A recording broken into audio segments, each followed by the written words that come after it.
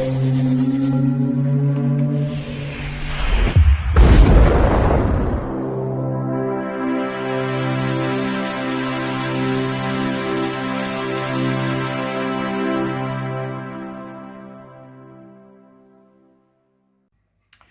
Bayek, it's me Ian, and in today's video I'm continuing my look at classic Doctor Who, and this is Survival from 1989. Now, previously we'd had The Curse of Fenric,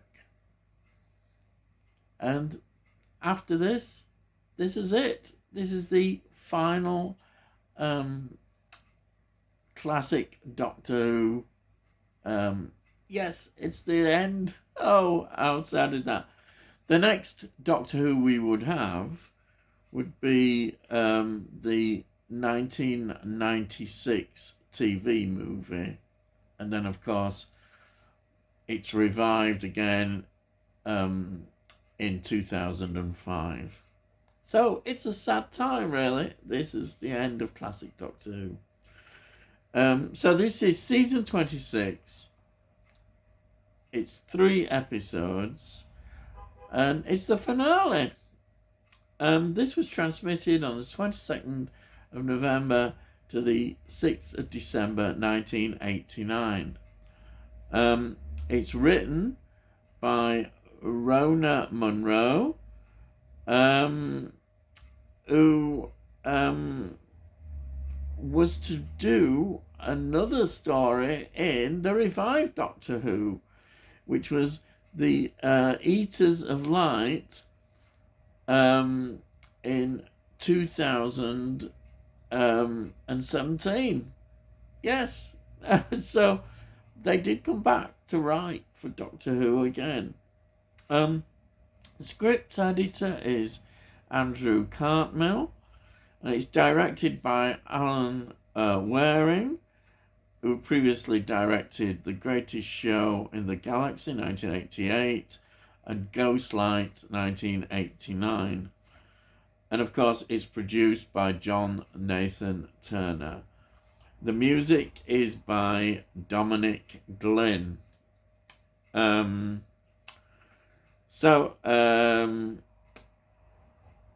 just mentioned the locations. Hillfort at Horsden Hill, which also is the London Borough of Healing. And also we've got Perivale. Yeah, Perivale, they actually filmed there. The Drayton Court Pub in Perivale. Right, okay. So let's go through the cast. We've got Sylvester McCoy as the 7th Doctor. We've got Sophie Alfred as Ace. We've got Anthony Ainley returning as the Master. And of course this would be his last appearance in the regular series of the Master. Though like so many, they did do things in terms of like with Big Finish that I don't think Anthony Ainley did that much before he died, sadly. But yeah, there was some things done there. And then we've got Lisa Bowerman playing Kara. She's well known, I think, for being in Casualty between 1986 and 1987, in which she did 15 episodes. Then we have got Julian Holloway, who plays Patterson. Now, if you look, it's quite a history here. He was in Dentist on the Job, 1961. He was in A Hard Day's Night, 1964, the Beatles film. He was in Follow That Camel, 1967, which of course is a Carry On film. And he was in Carry On Doctor, 1967. Carry On Up the Khyber, 1968. Carry On Camping, yes, 1969. Scream and Scream Again in 1970. Carry On Loving, 1970. Ryan's Daughter, oh yeah, brilliant film, 1970. Carry On Henry, more Carry Ons, 1971. Carry On at Your Convenience, 1971.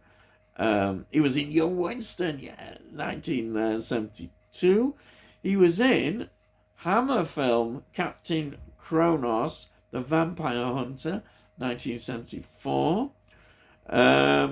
He was in, oh yes, Carry On England, that's getting right near the end, 1976. He was in the TV adaptation of Porridge. They did all these TV series into films. Porridge was one, 1979 that was. He was in the Sex Pistols film, The Great Rock and Roll Swindle, 1980. He was in A Disney Christmas Carol, 2009. And the last film there's a credit for is The Rum Diary, 2011. And again, if you look, there's a lot of TV series and TV films. And then, as special guests, as they know as well, John Nathan Turner, this is what he wanted, as we've seen throughout this series. And he brought in two comedians. He brought in Gareth Hale, who plays Len, and Norman Pace, who plays Harvey. They were well known for their TV series as well, Hale and Pace. So that is the cast. So what is this about? Well, it involves the Doctor bringing Ace home to Perivale. And she's come to see her friends and see her home, but she's discovered that her friends have been disappearing. Yes, there's all these people, these friends, they've all been disappearing. And of course, it turns out that they're disappearing because they are being transported to the planet of the Cheetah People. Yes, that's what it says here. And it's true, it's the Cheetah People. What can I say about that? Yes. But yeah, that's the story. So this story is sad watching it, knowing that it is the last of the classic Doctor Who stories. And it does have quite a good reputation. It's considered quite highly, I think, in this terms. Me personally, I think if I was to pick the best stories of this season, which is considered a better season, I think Ghostlight and The Curse of Fenric are the best stories from this. I can see why people do consider it, because because how bad it was in certainly the earlier seasons. But looking at it as I've just viewed it again, I still not that impressed, really. I can see a lot of what they were trying to do and one of the good things, but for the very last classic Doctor Who story, I'm thinking, oh, it should have been better. It should have been better. However, I do like the fact that they knew that this possibly could be the last Doctor Who story, that it was going to get cancelled, which it did. In fact, in August 1990, the production office was closed. That was it. It was cancelled. It was gone. But I think what I'm going to do is, because it's the last of the classic series, I loved the way they did this speech at the end. And it was put there because they knew the writing was on the wall, and they wanted to give like a nice sort of conclusion. And I think it's impressive what they did, this voiceover.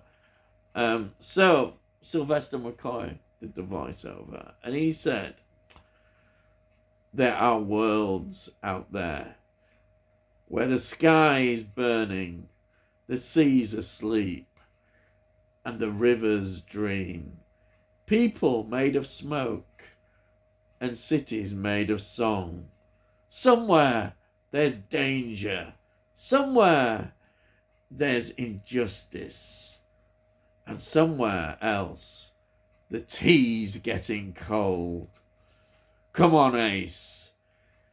We've got work to do." And that's it. Yes, that was the end. That, but you know, when I just view it again, you could see it's kind of sad, really. Yeah, that is the end of classic Doctor Who. It's that we get a revival, don't we, with the TV movie, which is all right, but it's not classic Doctor Who, is it? And then 2005, it all starts up again and becomes, in many ways, to some people's eyes, bigger and better, but not for me. But not that I dislike the revived Doctor Who. No, it was great to see, and I got into it and enjoyed it at the time. But I have such a nostalgia for classic Doctor Who.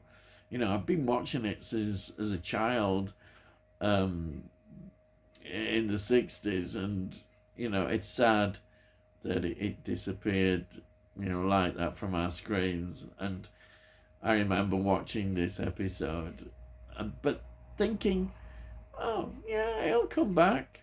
You know, I just thought maybe it would have a little rest, but would come back, but not the gap that we got, which is, there we are. And that's why I got excited when the TV movie came out. I thought, oh yeah, and then, yeah. That's how life is, isn't it? You know, it can be full of disappointments. And that certainly was. But so there we are. That was how classic Doctor Who ended. And a lot of people say it ended on a high, and I can see that these last episodes were well regarded. But you know, I think if I do look at this story, survival, the limitations of some aspects of it are quite clear to me, and it's a story I felt could have been better than what we actually got. And let's face it, these cheetah people, you know, it's Doctor Who, but they're not that impressive. I wasn't particularly attached to them as of interest in terms of them. You know, this is what I mean. I felt it as the last story. It should have been better. I do. But on a positive view, I say to myself, well, look, we had Ghostlight and we had Curse of Fenric. Curse of Fenric I would say, is my favourite, even over Ghostlight. I do like Ghostlight, but that's it. Yeah, it's the end. So I think before I go, I don't want to get too about it, but let's, as I normally do, here's the DVD of Survival. There's the back. Again, I always point out the extras. Great documentaries on here, there is. And then it's, if you look, a 2-disc edition. Yeah. And this is where we got the special features, more special features on this disc, which is great to see. And then we've got a lovely leaflet that I always like. It's all in there. And then, of course, I'll just show you. This is for the last time. Yes. There we are. beautiful. I love these box sets. And there it is, season 26, all of it. And look at all them delicious, wonderful extras on there. More documentaries, more insight into it. Fantastic, highly recommended these. And literally that's it. But what am I going to do next? Well, I thought about it and I thought, well, why not? Let's go back to the beginning. So, I'm going to start looking at 60s Doctor Who. Yes! Now, obviously, 60s Doctor Who is going to be different in terms of... everybody knows about the missing episodes, and so we're going to get gaps in certain areas. But I'm going to review all that I've got on DVD. I'll do all the stories that are complete or virtually complete, and we'll go through them. And then I'll do the ones where they've done animation maybe, and the surviving episodes, and they've put them together. But what I'll do initially is what is available on the DVDs, which they've released all that are available, and the complete stories. And obviously you can't, do that. So that's what I'm going to do. Okay. So that's it.